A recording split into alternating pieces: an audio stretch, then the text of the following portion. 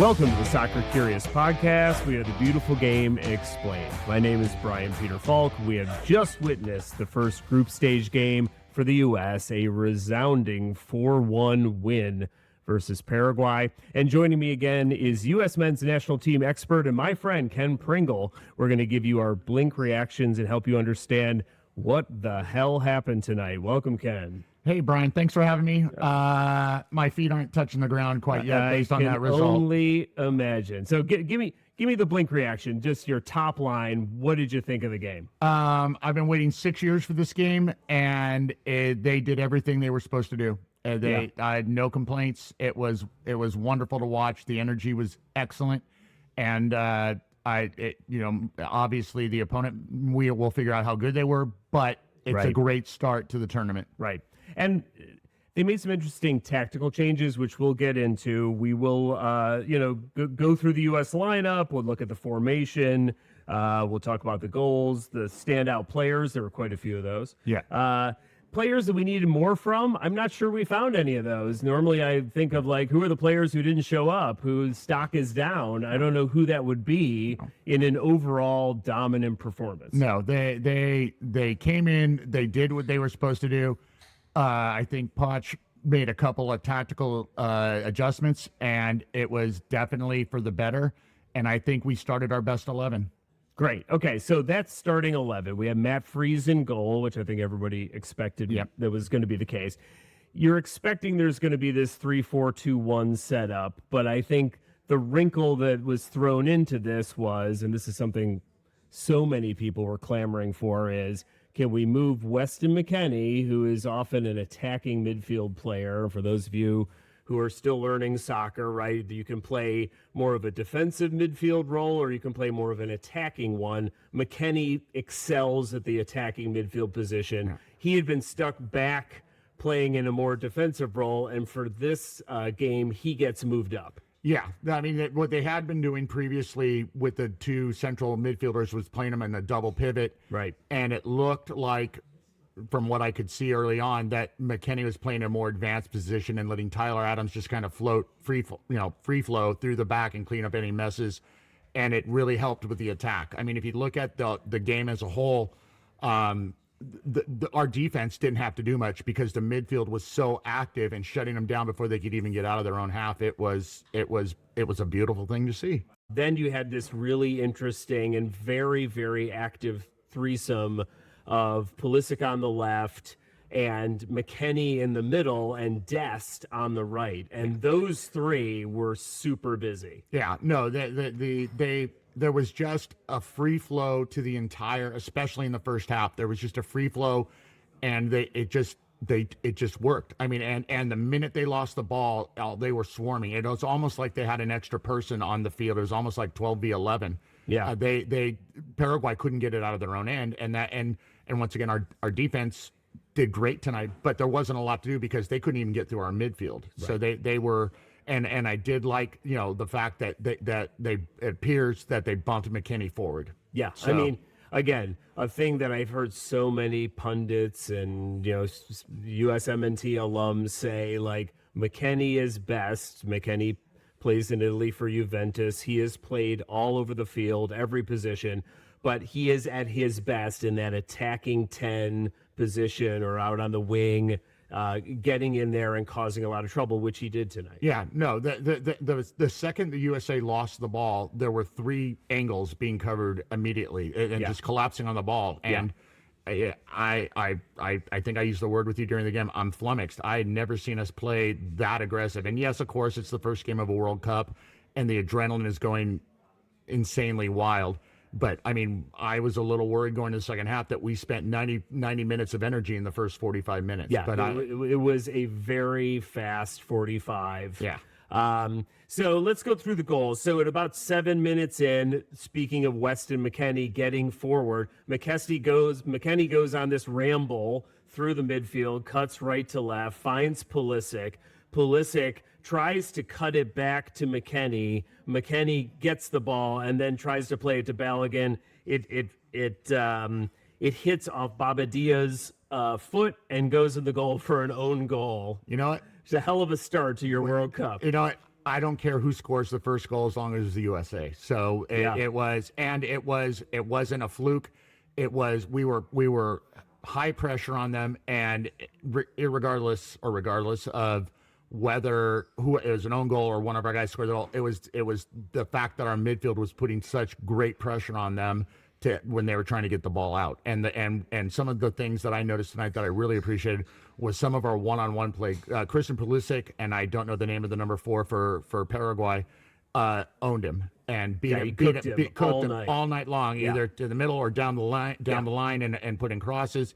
And that's what it was. I mean, they, 3 or 4 times early on, Pulisic split 2 defenders because you could see early on they were, when the ball went out wide to Pulisic, they were double teaming him, and twice early on he split 2 of them and created a mismatch. So I mean, it was the ideal beginning for the game. It just was perfect. And look, and for those of you who are still learning the game and tuning into this podcast to learn the basics of soccer, the off the ball run, the run that the player makes when they don't have the ball to be in a position to receive the ball, that's so critical in soccer. And that, especially in that first 45, particularly Dest, McKennie, Tillman, Balogun, Pulisic, they were all over the place. No, it was, I just kept saying, oh my God. I didn't even know what to say, because I kept going, wow. Yeah. Okay. The touches were good. Yeah. So goal 2 comes at about the 30-minute mark. This is a Balogun goal, the first of 2. He had a brace tonight. This is Tim Ream doing what Tim Ream does, doing Tim Ream things. The line-breaking pass, that's one of his things he's known for, that gets to Pulisic. An easy cross to Balogun for a very clinical finish. Yeah. No. Textbook. Yeah. They just every possible thing that they needed to do in the first half especially, they did. And it was, like I said, I've been waiting 6 years for tonight, and I'm not disappointed one iota. Yeah, it really incredible. And then in stoppage time in the first 45 minutes, don't forget that you're always going to have 3 minutes of stoppage time, like sort of the extra time that they add on at the end of the half and at the end of the game. You're always going to have 3 minutes in the World Cup because we're taking a 3-minute hydration break. Yes. In the half of each half, right? So in the middle of each half, they're taking a break for water. And by the way, lots of expensive advertisements.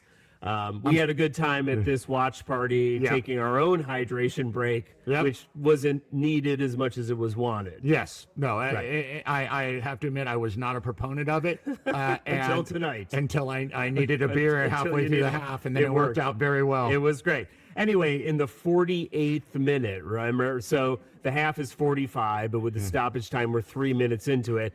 Balogun gets another ball, an absolutely magisterial, top bins, left-footed finish for Balogun for his brace. No, and not only was it a great goal, but from a team standpoint, that really, they say 2-0 is the most dangerous score in soccer because you tend to let your guard down. And that third goal really, really propelled them from one level to another. It was, I can't even put into words how important it was. And the fact that at 2-0 or 2-0, they didn't take their foot off the gas. They kept coming and they kept attacking. And that's something we haven't seen from our team in a long time. Not that we've had a lot of 2-0 leads against quality opponents, but the fact that that they just kept coming, and the one touch and the two touch and the quick passes, it was something to behold as a U.S. soccer team fan. It was really incredible. So then you always have this conundrum in the second half, right? They come back in the second half. They're up 3-0. So what do you do as a team? Do you keep your foot on the gas? Do you start to play a little more defensively and just try to see out the game? That's a long time to try to see out the game. What instead happens is, of course, as predictable, they start making subs. We were sitting here on the couch clamoring to take out guys who maybe had already gotten a yellow card or looked like they were gassed and couldn't go anymore. Let's start taking them out. So we start doing that, and in the 73rd minute, with fresh subs on, we give up a goal. Paraguay in the 73rd scores. We're we get caught sort of ball watching on a counter, Exactly. and they play a guy through who just puts an easy tackle. Yeah, both Weah and Freeman both got kind of sucked into the middle too much, and Paraguay had a guy walking out on the left. And it happens, but then I still felt very comfortable, but the little bit of doubt starts creeping in back, like, oh God, if they get a second, it's gonna be a problem. It's gonna be a problem. So, that we do not want. No. But it was more of an aberration because right after that we kind of picked it back up. It was a good mix of let's pick it up, but we know we've still got a 2-goal lead. Let's play smart. And I think we did for the most part. I think so too. I think that it really, and the subs were smart. I think for the most part, they were the subs that seemed to make the most sense. We needed to, except for the one for Tyler Adams, I think he should have been taken out. He had a yellow card. He was looking a little tired. Yeah. But other than that, I think the subs made a ton of sense. Yeah. And then one of the favorite moments of the game that I think a lot of people will key on is, the sort of the bad boy of the team, Gio Reyna, who had such a weird World Cup in Qatar in 2022. The guy who we've talked about quite a bit on this podcast, who doesn't seem to be able to get playing time in his club, but has that special something, that special ability to play balls through.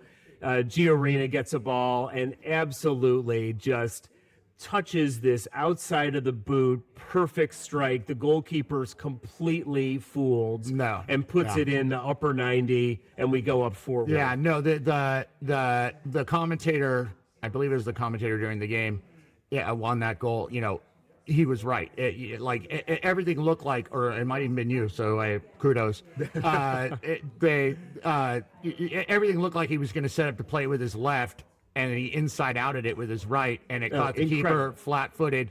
It wasn't a bullet strike, but it was a world-class finish. World class. So for all the people who are, Gio Reyna, he's such a problem, he doesn't get any playing time, why is he on the team? He's taken somebody else's spot.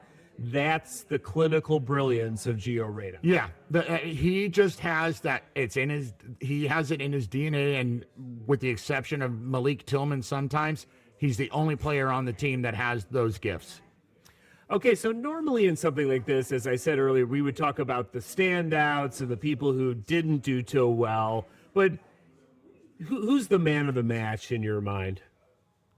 Oh, that's a good question. Well, I mean, obviously most people would lean towards Balogun because he got 2 goals. He's got the brace. You know who my man of the match is? The coach. Poach. Okay, there you go. He called the right lineup and made the subs at the right time, with the exception, and this is nitpicking, I would have pulled Tyler Adams because he's too aggressive, and we were way up, and we don't want him getting a second yellow. Yeah. But Poach, right, and the thing is also, and we were discussing this during the game, is if this would have been 4 years ago, the USA would have been very much more mechanical and very like, okay, we're going to play it side to side and we're going to take it down the wing. And there was a lot more free flow during the game. Creativity. And that's the coach allowing them to do so. Yeah. Heel flicks and look passes. Yes. Or 3-1 touches. And a lot of times too down either wing. Great point. And I don't know how they designed it, but a lot of times they were playing it down the wing, and the guy would play it back, and then someone from the middle would make a cut out to the wing, and that was wide open all night. Now I don't know whether that's poor Paraguay defense or whether it's just like, but we had so many guys be able to receive the ball in the last third open to either attack the middle or take it out and cross it, which I hadn't seen us do much of that. Yeah. Okay, so on the Pochettino report card, what would you give him? What's the grade for A-. Yeah, I would give him an A-. I would have pulled Tyler. Yeah. But I can't think of anything else we would have done differently. It was good. And I think the great question is, after this result, is were we that good tonight, or was Paraguay that bad? And I don't have an answer. I don't know yet. We'll find out after the next game. And one of the other things in closing that we were talking about a Pochettino was he playing a little rope-a-dope? Was he playing McKennie back and not playing this same lineup, and then suddenly he starts with the same players, but in a structurally different lineup that nobody was expecting? Clearly Paraguay wasn't. Right. McKennie was running around on the park like there was nobody guarding him. It was unbelievable. No. He had complete freedom.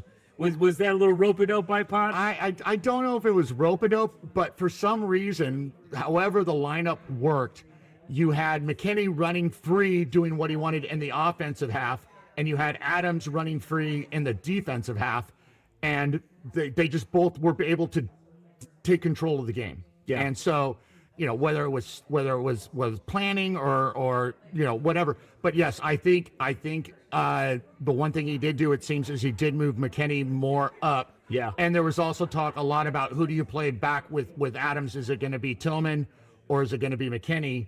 And I have to go back and watch the game again because I was just too emotional to like be like logical. Right. But it whatever it was, it worked. Yeah. And we'll see, because the Australia game's going to be way different. Australia, unless they do something crazy, they're going to pack it in. And those are the type of teams that give us problems. Right. And that's a park the bus team. Park the bus team, wait for the counter, and we're not good at breaking down a defensive low side, block, the low block. Yeah. So we'll see. But all things considered, I don't think you could ask for more. I think it was a wonderful result. 100%. And as far as Paraguay goes, I think they made a tactical mistake to not sit lower and sit in a low block and to try to go toe-to-toe with the U.S. I don't think they understood what they were up for tonight. No. I think also all of the media hype before the game was that, Paraguay's going to pack it in. And I think they're, I'm guessing, once again, I wasn't in the locker room, but I would say that their coach said, hey, let's surprise them. Let's come out and let's try to go get a goal, because if we get a goal early, we will deflate them. And they took that chance, and they got bit by the snake on that one. The opposite thing happened. Yeah. Okay, last shout out before we go, and it's an important player that thank God he was back tonight, Chris Richards. What can I say? The straw that stirs the drink, the cement. He is the quiet leader. I admit I thought I was going to have an ulcer when I saw him collide heads on that corner kick when he tried to head it. That was not good. And it was a whack, and I'm like, oh geez, please no. But no, Chris Richards. There are no superlatives. I mean, is he a top 5 center back in the world? No, but for us and for his teammates around him, he's exactly what they need. He is cool, calm, collected, and he does what he's supposed to do, and his teammates respond to it. Okay, so vibe check for next week. So just as a reminder for everybody, because of the expanded format, there's more time in the group stage between games for national teams. So the U.S. will now not play again for an entire week. They play next Friday against Australia up in Seattle. I mean, the vibes are off the roof. We're like peeling each other off the ceiling on this one. So, but give me, what's the vibe check on us playing Australia in Seattle a week from today? I think because Australia is probably going to play very defensive, I think we're not going to look quite as smooth as we did this game. But I think we'll end up getting something. I predict us to win 1-0. All right, I like that. I'm going to say 2-0. Okay. Because I think we got our shooting boots on.